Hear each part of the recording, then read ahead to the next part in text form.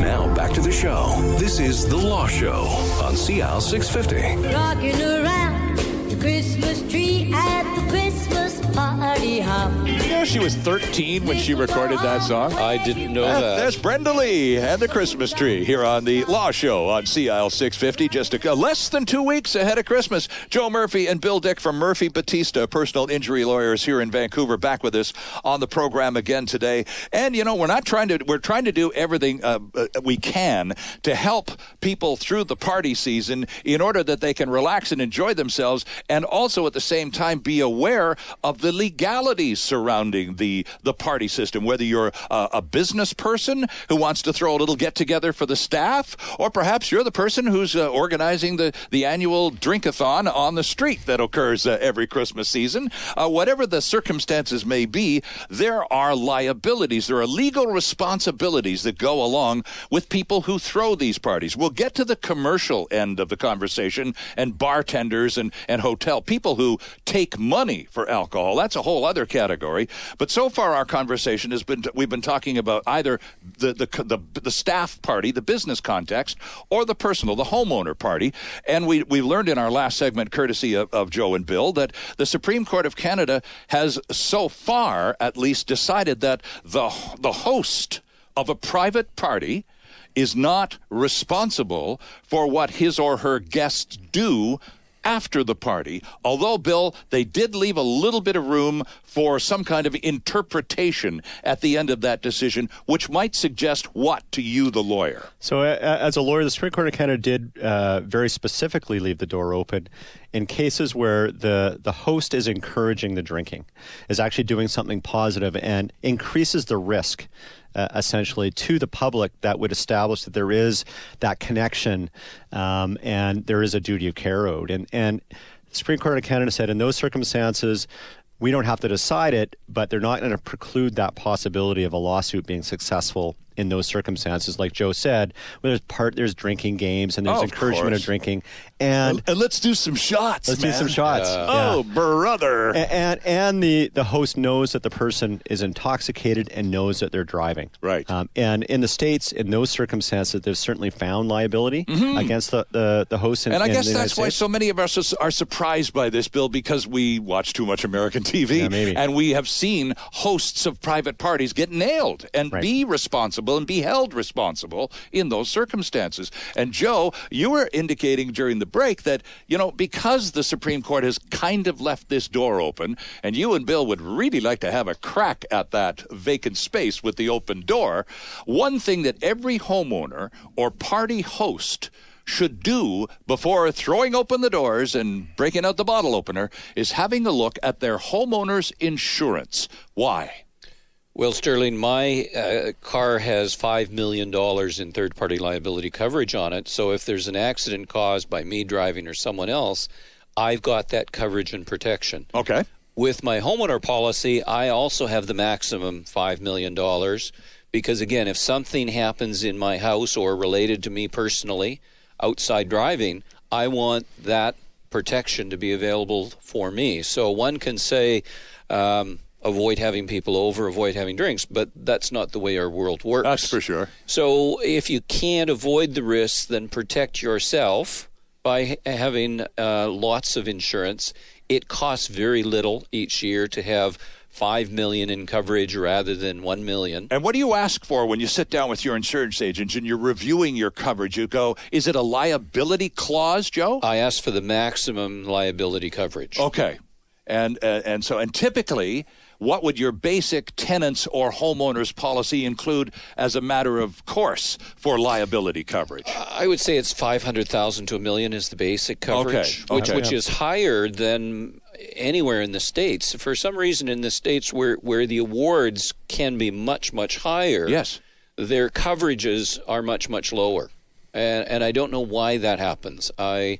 I think that's one of the benefits we in BC have from ICBC coming in, because with ICBC having come in, over time people have become more and more aware of the benefit and wisdom in having lots of liability coverage. Right. And the typical homeowner's policy has $1 million usually, or 500,000 to $1 million. And that's homeowners and renters as well, right? Yeah. Tenants policy, same thing. Third-party liability. Right. The problem is that there are a lot of cases that exceed $1 million.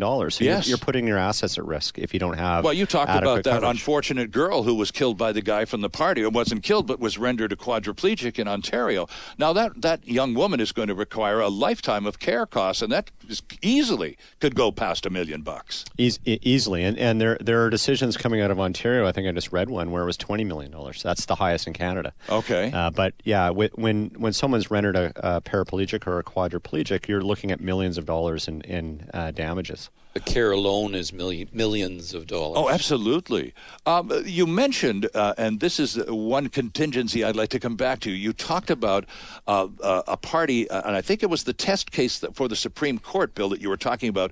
The party was a BYOB party. So the host, in that instance, is not completely responsible for how inebriated the guests get because they brought their own hooch. Right. So does that actually relieve the host of some responsibility? It does, in the sense that the host is not going to be expected to be able to monitor how much your guest drinks when they bring their own, as opposed to you're handing out the alcohol and you know how much they've had to drink. Right. And in that case, you know how much they've had to drink. It's more foreseeable that person is going to get into an accident because you know their level of intoxication. BYOBs, you don't know that. And the Supreme Court of Canada said, unlike a bar, there's no obligation in that circumstance and you can't expect a homeowner to be monitoring in detail how much their guests are drinking. And I think that's reasonable. Yeah. I mean, you invite people over to your house. You're not the booze police. You're the host, for crying out loud, and it's generally a pretty busy job. Yeah, unlike a bar, we're not yet at the stage where we're our brother's keepers. Right. Well, let's talk about bars, gentlemen. Let's talk about the responsibilities and liabilities associated with people who provide drinks for money. Bars, hotels, taverns, all like restaurants, all of that kind of stuff. This changes the landscape immediately, doesn't it? Absolutely, because the bar makes more money by selling more drinks to this individual. Yep. They're encouraged to make more money. They're encouraged. I don't know if there's ever been a study, but I'm sure a drunk tips better than someone who's sober. You know, I'll bet you that's a pretty safe bet, too. So there's a real incentive, Yeah. and even though in BC we have this serve right policy, which says to the server in a bar, you've got to monitor and you can't continue serving when someone's obviously being affected. The business reality is they serve them more and more and more. Especially as the tips get sweeter and sweeter. And they run a tab usually, so they know exactly how many drinks these people had.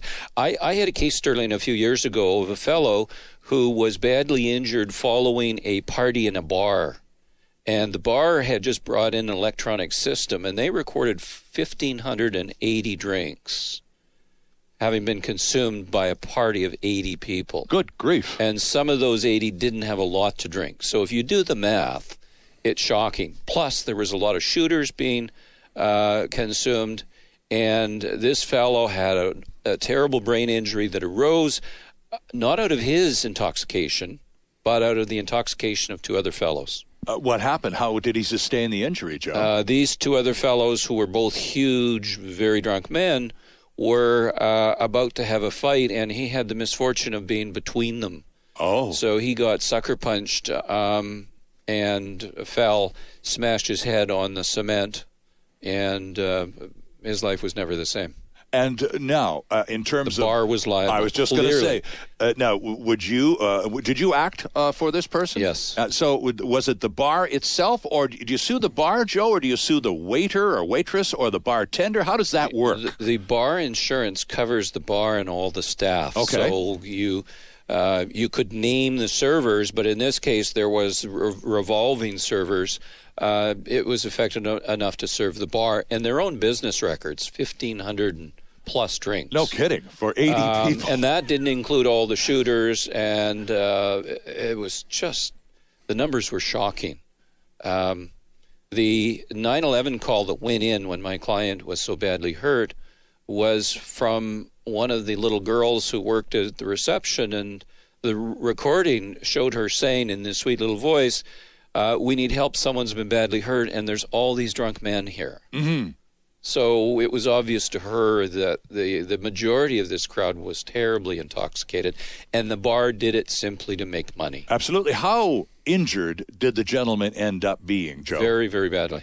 And to the point where that was it for his working career? His life was changed forever. Wow. So do you mind, am I asking what the award was? I can't really say, but it was in the millions of dollars. Wow. Okay. And again, of course, all bars and taverns and restaurants, Bill, are required by law to carry precisely the sort of insurance that Murphy Battista sued against, correct? That is correct. And getting back just briefly to the employer-employee type situation, a lot of employers have their Christmas parties at restaurants or bars. Absolutely, sure. And the bar and the restaurant also have that responsibility to make sure that your staff don't get overserved and leave, and they'll have insurance behind that as well.